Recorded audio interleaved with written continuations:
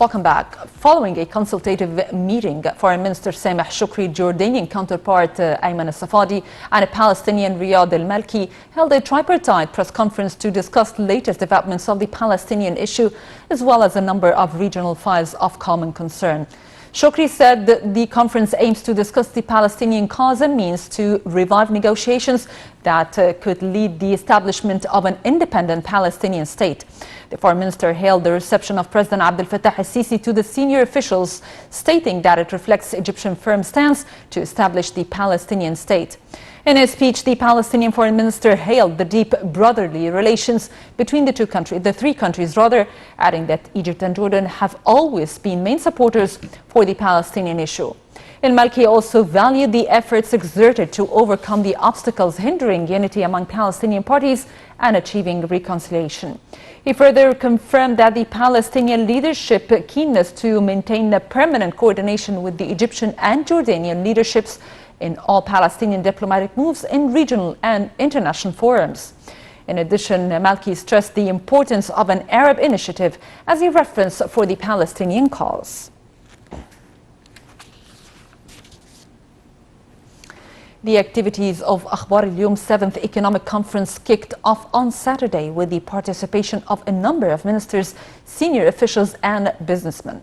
The conference, entitled The Egyptian Economy Achievements and Challenges, is held under the auspices of Prime Minister Mustafa Madbouli. The details.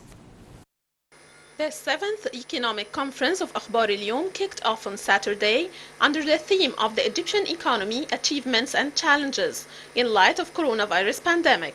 The conference is held under the auspices of Prime Minister Mustafa Madbouli and was attended by a number of ministers, senior officials and businessmen.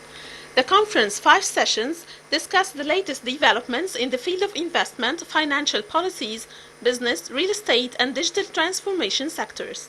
On behalf of the Prime Minister, Minister of Finance Mohammed Maid said the state allocated £1 billion to deal with the pandemic, stressing on the need to boost the economy by providing new investments in different sectors.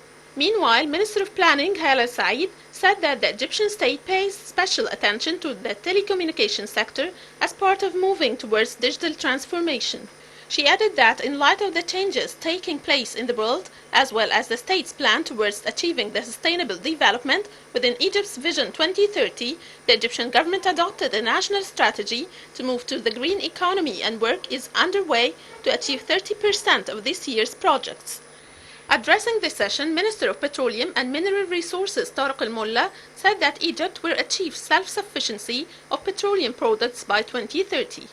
In addition, he reviewed the ministry's most important achievements during the virus crisis, referring to the sector's success in achieving 27% of the total Egyptian GDP.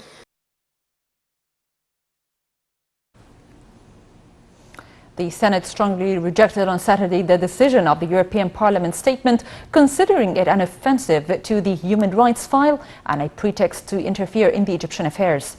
The Senate believes that the statement regarding the situation of human rights in Egypt does not have any transparency or objectivity. It also stressed that the European Parliament did not have the right to issue provisions without an objective view, adding that the state implement the constitution and laws that are in line with international conventions. Earlier, the Egyptian Parliament, headed by Parliament Speaker Dr. Ali Abdel Al, condemned the European Parliament statement. The Egyptian Parliament also criticized the European Parliament's intervention in the issues of the Egyptian judiciary.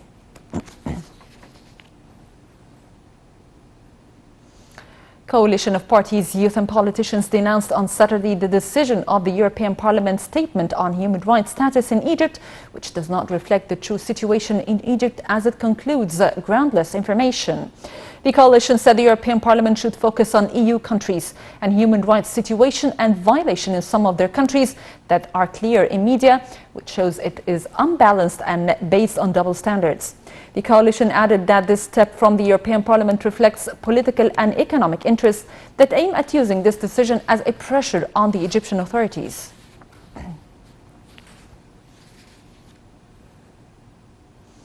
The Health Ministry recorded 579 new coronavirus cases and 26 deaths. The ministry also announced that 238 were discharged from hospitals after receiving treatment and total recovery. according to the WHO guidelines. The total number of infections issues rises to 1,157.